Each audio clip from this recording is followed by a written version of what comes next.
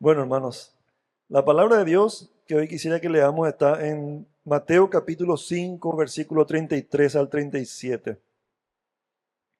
5, 33 al 37.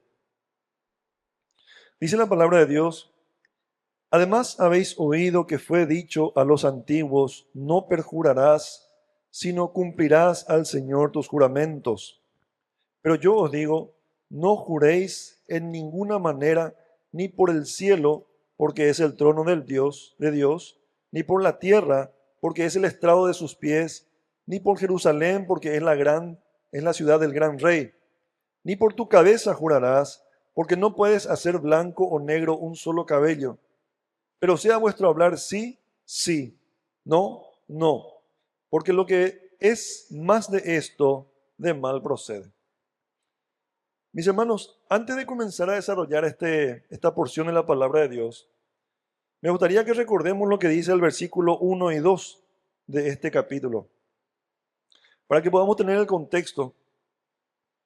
Dice: viendo la multitud, subió al monte y sentándose vinieron a él sus discípulos y abriendo su boca les enseñaba diciendo. Esta es la imagen, mis hermanos, que nosotros tenemos en el momento en que fueron pronunciadas estas palabras. El rey sentado abría su boca y enseñaba. ¿Qué enseñaba? Enseñaba la vida del reino de Dios. O en otras palabras, cómo un cristiano, cómo un ciudadano del reino de Dios debe vivir esta vida. Es lo que el Señor nos estuvo enseñando en todo el Sermón del Monte que estamos desarrollando. Y llegamos hasta el versículo 33. Acuérdense que es el Rey de Reyes, el Rey del reino de Dios, enseñándonos a vivir la vida en el reino de Dios. Por eso es que es tan importante para los cristianos escuchar las palabras del Rey, porque ¿quién mejor para enseñarnos cómo debemos vivir esta vida que aquel que es Rey? Este Rey se hizo carne en la persona de Jesucristo y vino a enseñarnos esto que vemos nosotros en los evangelios y vemos también en esta mañana. En esta serie de mensajes que estuvimos viendo desde el versículo 1, hemos visto que Jesús no se conforma con la obediencia externa en la ley. El Señor no se conforma con las apariencias, sino que lleva sus mandamientos al corazón mismo de la persona. ¿Sí? De eso estamos de acuerdo y estuvimos viendo eso en varias ocasiones, que Él no se queda con lo externo, sino que lleva a ¿dónde? Al corazón mismo. Nos habló acerca de la ira como la raíz del homicidio. Nos habló de la codicia como raíz del adulterio. Nos habló de la infidelidad como raíz del divorcio injustificado. Y ahora el Señor toca otro aspecto muy importante en la vida del reino, mis hermanos. ¿Cuál es ese aspecto? Es la integridad en nuestra manera de hablar. Él, si ustedes se dan cuenta, mis hermanos, lo que quiere es afectar nuestros pensamientos, afectar nuestras emociones y también afectar nuestra voluntad. En otras palabras, Él quiere transformar tus pensamientos, tu intelecto. Él también quiere transformar tus sentimientos, tus emociones y transformar tu voluntad, tus acciones también. Así que Él, con esta porción de la palabra de Dios, lo que quiere enseñarnos, mis hermanos, es a ser íntegros en la manera en la que hablamos. Él dice que no basta con evitar el falso juramento, sino que debemos hablar siempre con verdad, sin necesidad de juramentos que intenten respaldar lo que decimos. ¿Se entiende? Ustedes habrán escuchado que en la antigüedad, bueno, no tanto también, nuestros abuelos decían que la palabra era importante en ese entonces. No había firmas, ¿m? No hacían faltas en el trato en el campo, en ese tiempo rural de nuestro país. No hacía falta un escribano, no hacía falta firmar nada. ¿Por qué? Porque la palabra era importante. Si alguien se comprometía a algo, debía cumplir en eso. Todo, las compras, las ventas, se hacían con el compromiso de la palabra. Había una dignidad propia, un respeto, una honestidad que se demostraba en el compromiso de la palabra, ¿verdad? Uno no quería faltar a su palabra. ¿Por qué? Porque faltar a su palabra era mostrarse como deshonesto, mentiroso. Y nadie quería hacer eso. Es lo mismo que Jesús está diciéndoles ahora a sus discípulos. Que nuestras palabras tengan el peso y la credibilidad que no requiera adorno ni juramentos, sino que tu sí sea sí y que tu no sea no. Que seas una persona de confianza. Las personas del reino de Dios, los cristianos, deben ser confiables, aún en la manera en la que hablan. Vamos al versículo 33. ¿Qué dice el Señor? El Señor expresa una enseñanza tradicional en ese entonces. Antes de aplicar la corrección, ¿qué es lo que hace Jesús? Jesús les da a entender o les muestra la manera equivocada en que ellos veían este mandamiento. ¿Qué dice el 33? Dice, también habéis oído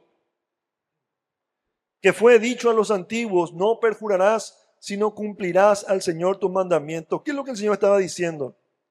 La ley advertía contra los juramentos falsos y mandaba que si alguien hacía voto al Señor, debía cumplirlo. ¿Dónde está esto? Vamos a ver Levítico, vamos al Antiguo Testamento, por favor. El libro de Levítico, versículo 19.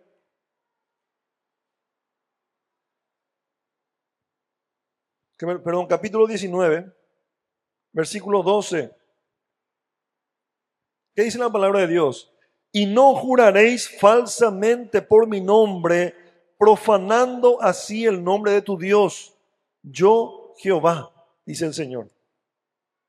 O sea, si alguien hacía juramento en el nombre de Dios, tenía que cumplir, aunque eso le cueste la vida. Estaba haciendo en el nombre de Dios. No podía profanar su nombre. Por eso es que mucha gente, y antes los compromisos no se hacían muy a la ligera.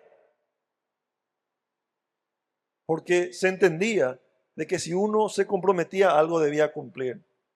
¿Qué es lo que hacía? También está, si ustedes quieren anotar en Deuteronomio capítulo 23, versículo 21 al 23, repite este mandamiento.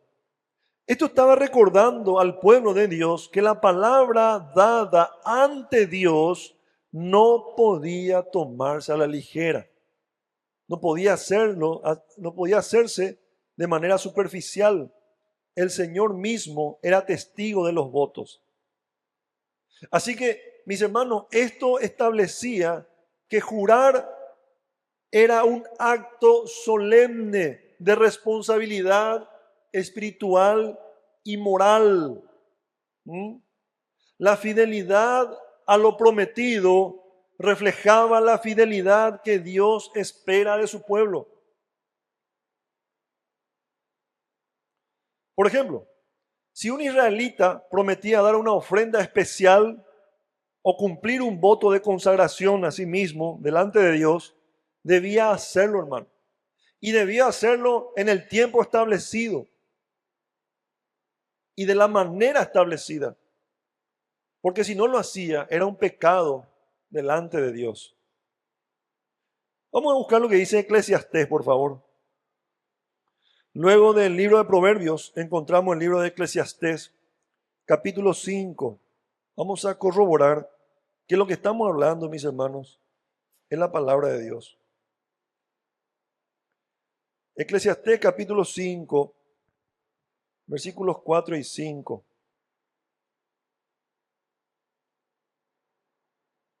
Si alguien encontró, puede compartirnos, por favor.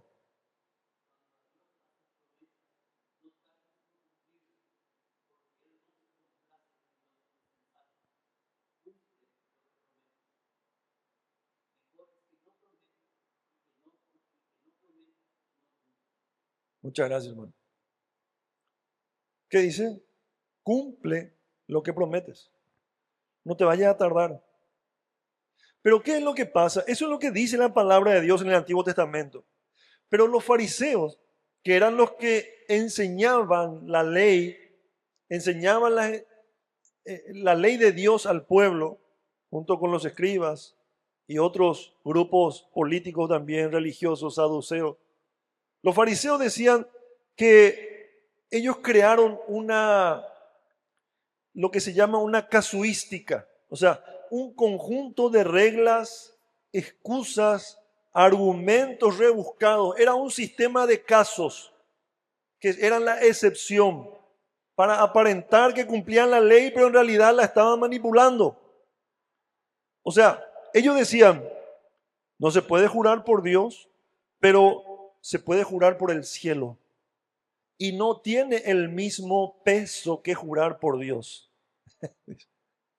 Puedo jurar por la tierra, puedo jurar por Jerusalén, pero luego no se sienten obligados a cumplir. ¿Por qué? Porque el único juramento de peso es aquel que se hace en el nombre de Dios. Te juro por mi vida, dicen algunos. Te juro por mi madre, ¿verdad? Entonces ellos, ¿qué es lo que hacían? En sus palabras parecían piadosos, parecían religiosos, parecían gente de bien, gente confiable.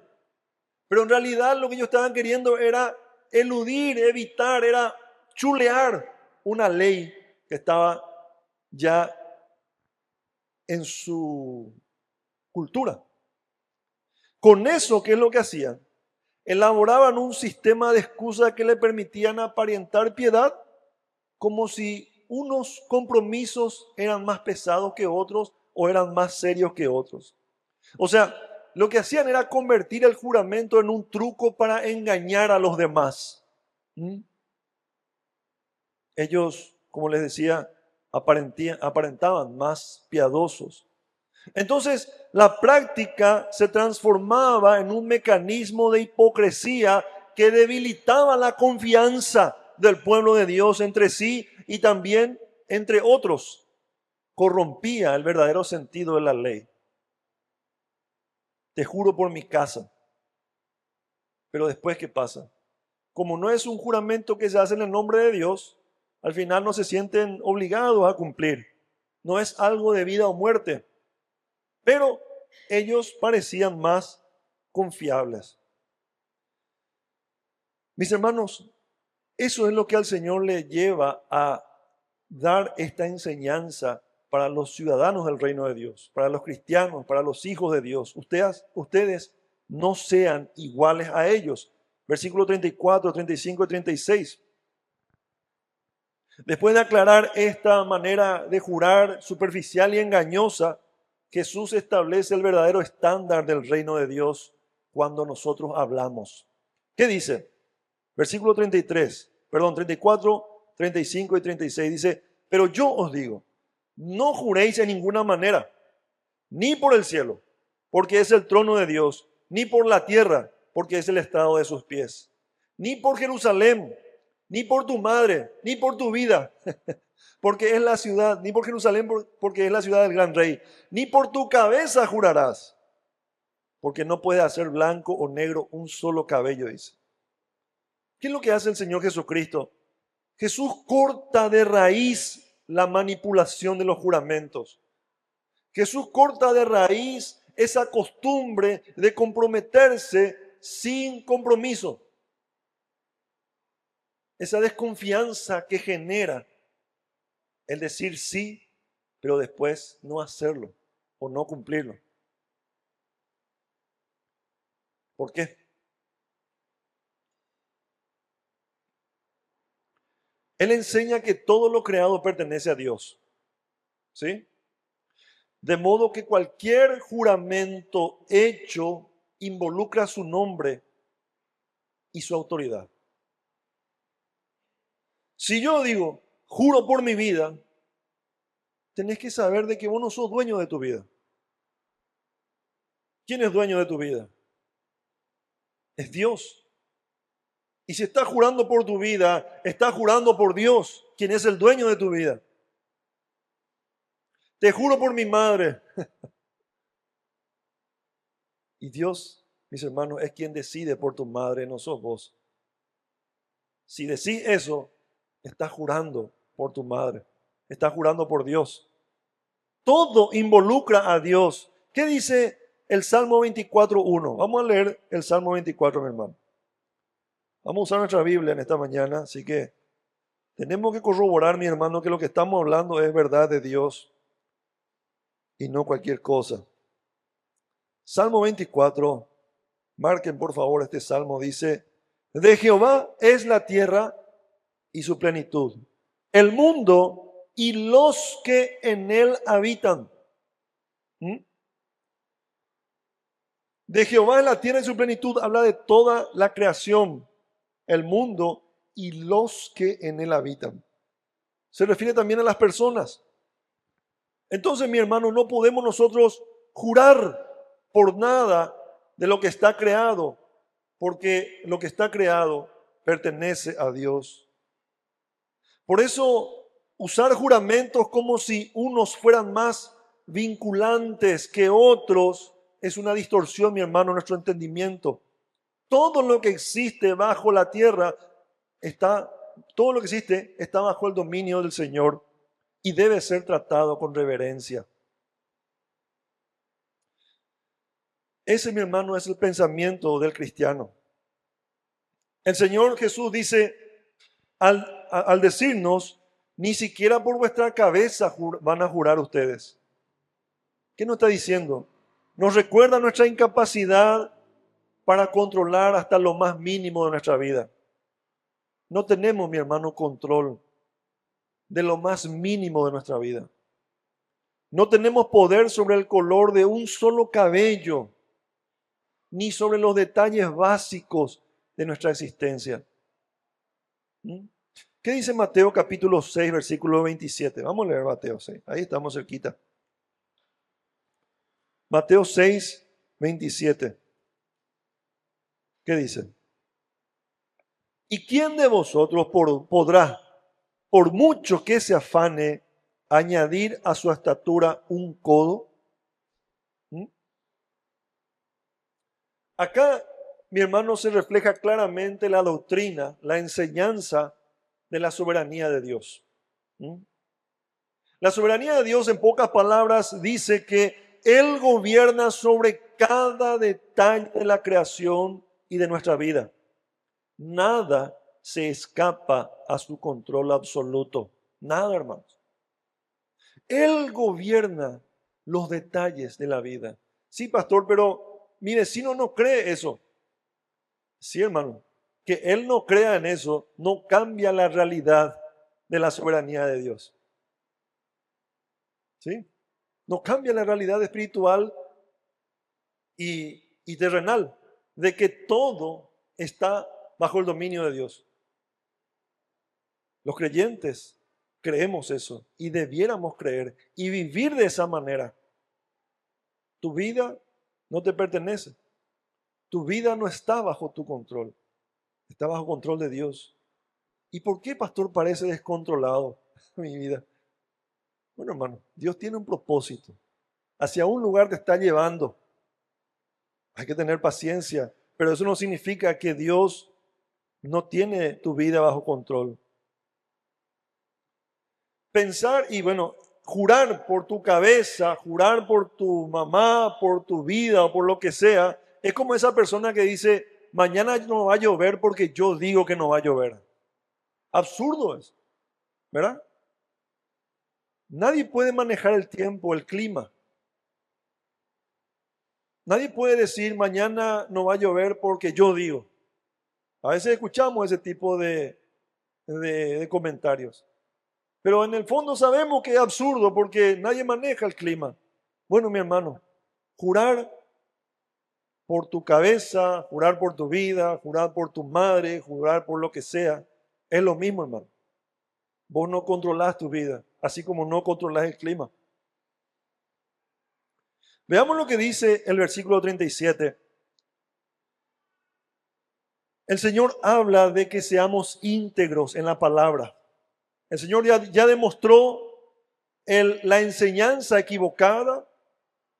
Nos está enseñando por qué no debemos nosotros seguir esa enseñanza y ahora nos muestra la verdadera verdad, pues, valga la redundancia, la verdad del reino de Dios. Después de demostrar que los juramentos eran usados de manera hipócrita, Jesús concluye con una enseñanza sencilla, mi hermano, y directa. ¿Cómo debe hablar un hijo del reino de Dios? ¿Cómo debe hablar un hijo de Dios? Dice el versículo 37, leemos juntos por favor, sea vuestro hablar sí, sí, no, no, porque lo que es más de esto, del mal procede. El Señor está enseñando de que la vida en el reino de Dios se caracteriza por la transparencia, por la verdad, hermanos. Recuerden, tenemos nosotros que entender de que Jesús no prohíbe los compromisos serios, ¿verdad?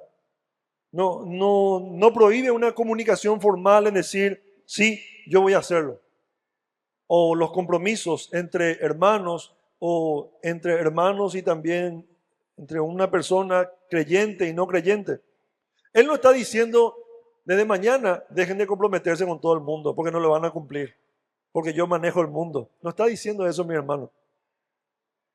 Él está diciendo de que los juramentos no son necesarios o no deberían ser necesarios para el cristiano, porque su propio compromiso debe tener el peso, la credibilidad y la confianza de que así va a obrar el Hijo de Dios. Un discípulo de Cristo no necesita adornar lo que dice con fórmulas especiales para ser creído, porque su vida misma y su testimonio deben respaldar esa veracidad con la que habla. Mi hermano, cuando decís sí, no vayas después a agregarle, te juro que sí, te prometo, te digo que sí, o cosas así que a veces se agregan tratando de darle más veracidad a lo que estás diciendo, no, hermano. Tu palabra debe valer mucho, es lo que el Señor está diciendo. Vamos a leer lo que dice Efesios capítulo 4, por favor. Efesios 4, 25.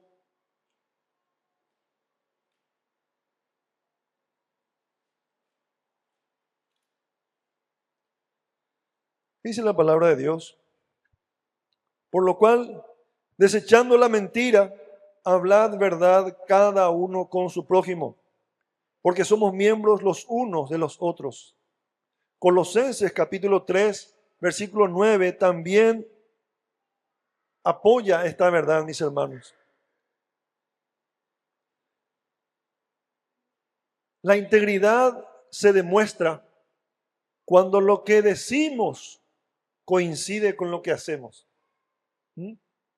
Lo que el Señor está diciendo, mi hermano, no vayas a decir algo cuando tu intención es otra. ¿Mm?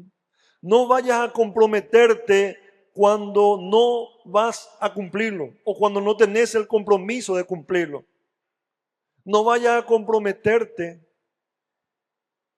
para después hacer otra cosa. Mis hermanos, no basta con hablar bien, no basta con ser diplomático. Algunos, por no decir que no, se metieron en muchos problemas. Así somos, yo también me incluyo. Sino que, mis hermanos, no basta con caerle bien a todo el mundo. Tus acciones deben respaldar tus palabras, de manera que otros puedan confiar en vos.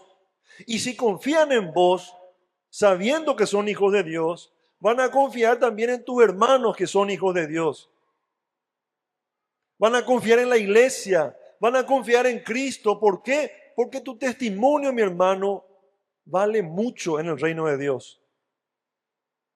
Ya me escucharon decir alguna vez, si vas a decir que sos cristiano, apoya eso con tu vida.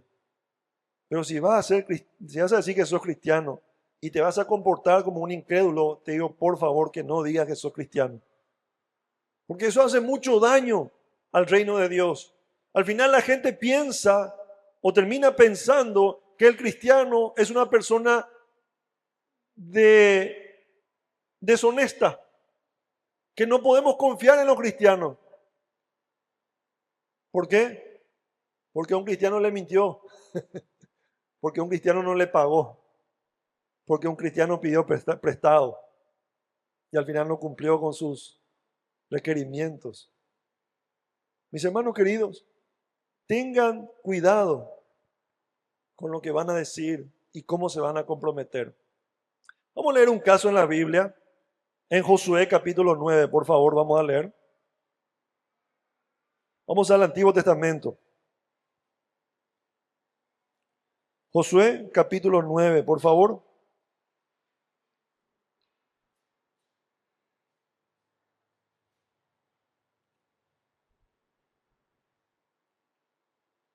Josué capítulo 9. En este contexto, el pueblo de Israel, ¿qué estaba haciendo?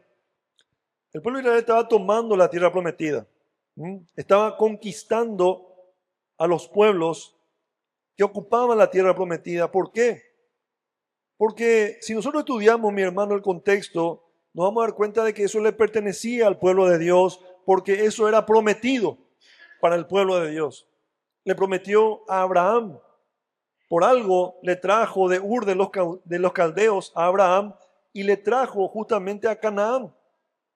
Luego el pueblo se fue esclavizado a Egipto, primeramente no, pero después se volvió una relación esclavizante en Egipto y ahí ocuparon varios pueblos la tierra que pertenecía al pueblo de Israel. Que repito, que repito a lo que dije antes, que no es el mismo Israel que ahora, que está reclamando también su tierra. No, no es la misma situación. Vamos a leer lo que dice. Cuando oyeron estas cosas, todos los reyes que estaban a este lado del Jordán, así en las montañas como en los llanos y en toda la costa del mar grande delante del Líbano, los heteos, amorreos, cananeos, fereceos, heveos y jebuseos se concertaron para pelear contra Josué e Israel. Mas los moradores de Gabaón, cuando oyeron lo que Josué había hecho a Jericó y a Ai, usaron su astucia, pues fueron y se fingieron embajadores y tomaron sacos viejos sobre sus asnos y cueros viejos de vino, rotos y remendados, y zapatos viejos y recocidos en sus pies, con vestidos viejos sobre sí, y todo el pan que traían para el camino era seco y mohoso. Y vinieron a Josué al campamento en Gilgal y le dijeron a él y a los de Israel: nosotros venimos de tierras muy lejanas, haced pues ahora alianza con nosotros. Y los de Israel respondieron a los heveos: quizá habitáis en medio de nosotros, ¿cómo pues podremos hacer alianza con vosotros? Ellos respondieron a Josué: nosotros somos tus siervos. Y Josué les dijo: ¿quiénes sois vosotros y de dónde venís? Si ustedes continúan leyendo, mis hermanos, todo este capítulo, se van a dar cuenta que los gabaonitas se disfrazaron de personas extranjeras. Se pusieron trajes viejos, sucios, pan mohoso, pan viejo, dando la impresión de que venían de lejos. Pero ¿saben qué?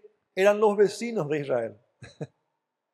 Eran los vecinos, eran los que ocupaban la tierra, los que tenían que ser sacados de ahí, pero ellos le engañaron a Josué y a los ancianos de Israel. ¿Y qué pasó? hicieron un trato, hicieron un juramento de que Israel jamás iba a atacar a ese pueblo creyendo que eran pueblos lejanos. Pero cuando se dieron cuenta, mi hermano, de que fueron engañados, tuvieron que cumplir con su promesa. ¿Saben por qué? Porque lo hicieron en el nombre de Dios. Lean después todo el capítulo. Y no pudieron cumplir con la ordenanza de Dios que le decía, saquen a todos de ahí. No, tuvieron que dejar a los gabaonitas. Ellos, ¿qué pasó, mi hermano? Se comprometieron rápidamente, no consultaron a Dios, no entendieron el peso que debe tener la palabra de un hijo de Dios. Hicieron un juramento a la ligera, que después les costó por años y años. Mis hermanos queridos, ¿qué enseñanza nosotros podemos sacar de Josué capítulo 9? No te comprometas rápido, hermano. No vayas a decir sí muy rápido. Analiza, mi hermano, tus palabras. Cuando vas a pedir un préstamo, cuando vas a prestar a alguien, cuando vas a firmar un contrato, cuando vas a comprometerte con algo, mi hermano, mi hermana, sabe que tu credibilidad está en juego, que tu testimonio está en juego. Recordate que sos hijo de Dios. Voy terminando. No debemos olvidar, mi hermano, que el reino de Dios se edifica con hombres y mujeres cuya palabra es tan firme que un simple sí o no es suficiente, porque la verdad que hablan refleja la verdad del rey al que sirven. No hace falta que adornes, mi hermano, tu sí, ni tu no. No hace falta. ¿No? Con el hecho de que lo hayas dicho, ya te ata al compromiso de cumplirlo. Así que cada afirmación y cada negación se convierte en un testimonio vivo de integridad y de la presencia de Cristo en tu vida. Por eso, repito, no te vaya a apurar en comprometer tu palabra. Sé prudente al hablar y mucho más al comprometerte. Es eso lo que el Señor está diciendo en estos versículos del 33 al 37. Recordá que cada promesa refleja tu carácter y que Dios espera fidelidad en lo que decís. Ahora, ¿qué pasa con los compromisos que ya hiciste? Bueno, hermano, cumplílos. Sí, pero pastor, me engañaron. Mi hermano, diste tu palabra. Cumplí. Sé obediente a Dios, aunque eso te perjudique. Aunque ese compromiso hoy te perjudique, sé obediente a Dios. Y Dios te va a honrar. Va a honrar tu obediencia. Acá, mi hermano, lo más importante es que vos puedas reflejar a Cristo en ese compromiso. ¿Qué pasa con los compromisos que dejaste pendiente? Bueno, hermano, es importante que hoy los retomes. Cuando dijiste sí, recordate, cumplí con eso, hermano. Cuando dijiste no, cumplí con eso. Le prometiste a tus padres que ibas a estudiar, cumplí con eso. Sí, pero pastor, vos no sabés cómo me fue. Fue difícil. Bueno, por más difícil que sea, cumplí. Le prometiste algún pago a alguien, pediste un préstamo. Recordá, mi hermano, que cumplir con tus compromisos es dar buen testimonio de Cristo. Sí, pero no tengo, pastor. Bueno, entonces ponete a orar, hermano. Si tu intención es glorificar a Dios, Dios te va a proveer para eso. Pero acordate, cuando te provea, es para eso, no es para otra cosa. Mi hermano, la honra genera honra. Si honras a Dios, Él te va a honrar. Si obedeces a Dios, Él te va a honrar. Si tu intención es cumplir con su palabra, con su mandamiento, Él te va a honrar, hermano. Y la próxima vez, acordate, no tenés que tomar compromisos a la ligera. Los que ya te comprometiste, cumplilo, hermano. Pero de ahora en más, tené cuidado para decir sí. Y tené cuidado para decir no también. Porque tu palabra, mi hermano, debe valer en esta vida. Es lo que el Señor está diciendo. Entonces, 3 puntos y termino. Vivir con integridad es lo que el Señor nos enseña. Que tus palabras sean siempre veraces, tanto en lo grande como también en lo pequeño. Cuida tus promesas. Cumplí con lo que decís, aunque te cueste, hermano. Porque tu palabra refleja a Cristo. Evita la manipulación. No vaya a usar palabras, no vaya a usar excusas después, ni tampoco justificar tu incumplimiento. Para terminar, mi hermano, quiero que podamos buscar Números, capítulo 23, versículo 19. Antiguo Testamento, Números 23, capítulo 19. Y con esto terminamos. Marquen, por favor, ese versículo. Números 23, 19 dice, Dios, vamos a leer juntos. Dios no es hombre para que mienta, ni hijo de hombre para que se arrepienta. Él dijo y no hará, habló y no lo ejecutará. Mi hermano querido, ese es nuestro Dios. Ese es tu Padre Celestial, que cuando dice algo, lo cumple. Él quiere que seas como Él también. Que cuando decís algo, cumplí, mi hermano. Por más de que cueste, por más de que no haya motivación, por más de que sea difícil, o a veces hoy quizás lo veas imposible, cumplílo, hermano. Así es como viven los hijos de Dios en esta tierra. Y así es como Dios nos va a ayudar a vivir, hermanos. Oremos. Padre Celestial, tú nos llamas a vivir una vida donde la verdad y la integridad sean la base de nuestras relaciones, Señor. Te pedimos, Padre Santo, que en este mundo donde abundan las medias verdades, los engaños, las mentiras piadosas, como hijos tuyos, Señor, ayúdanos a brillar con un hablar sencillo, claro y confiable, Señor. Que nuestro sí sea sí y que nuestro no sea no, Señor. Y que nuestra vida te honre. Que seamos fieles, Señor, a ti. Esa es nuestra oración, Padre. Que tu Espíritu nos ayude a cumplir con esta verdad, hoy y siempre, Señor. En el nombre de Jesús. Amén y amén.